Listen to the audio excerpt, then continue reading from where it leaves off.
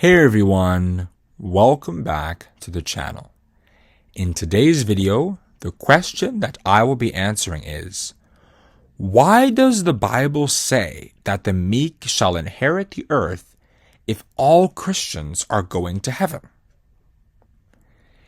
In Psalm 37 verses 11, 29, and 34, we see it repeated 3 times that the meek shall inherit the earth. It says, "But the meek shall inherit the earth, and shall delight themselves in the abundance of peace. The righteous shall inherit the land, and dwell therein forever. Wait on the Lord, and keep his way, and he shall exalt thee to inherit the land. When the wicked are cut off, thou shalt see it." These verses tell us plain and simple that those who believe in God and his promises will inherit the earth.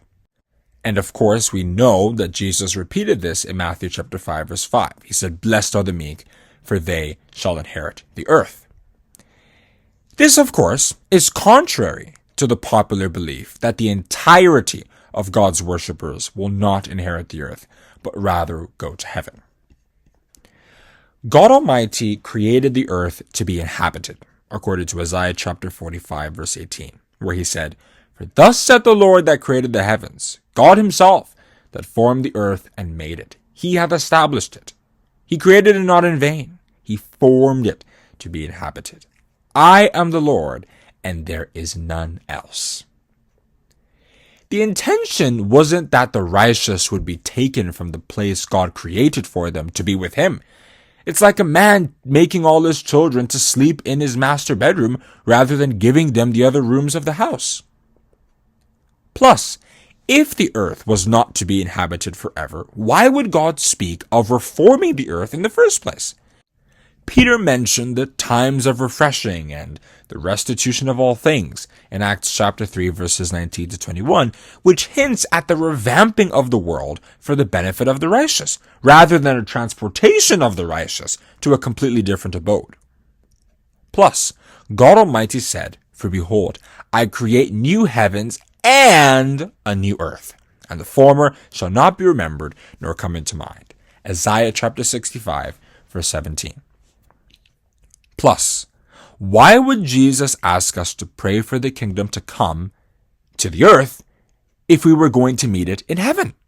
You remember Matthew chapter 6 verses 9 and 10. When someone is far away from you and they tell you to come, they aren't saying that they will come to you. Rather, they're asking that you come to them. Jesus told us to pray for it to come because the idea was not for us to meet the kingdom. Rather, the kingdom is meeting us. As it was stated in the book of Revelation, "Him that overcometh will I make a pillar in the temple of my God, and he shall go no more out. And I will write upon him the name of my God, and the name of the city of my God, which is New Jerusalem, which cometh down out of heaven from my God. And I will write upon him my new name." Revelation chapter 3 verse 12.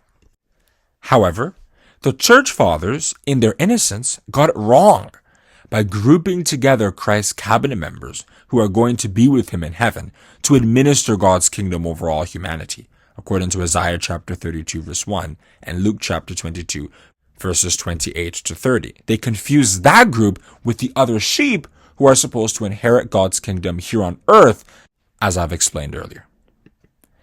So that is where I'm going to stop in answering that question. Why does the Bible say that the meek shall inherit the earth if all Christians are going to heaven? Thank you for watching, and I'd like to see you all in the next video.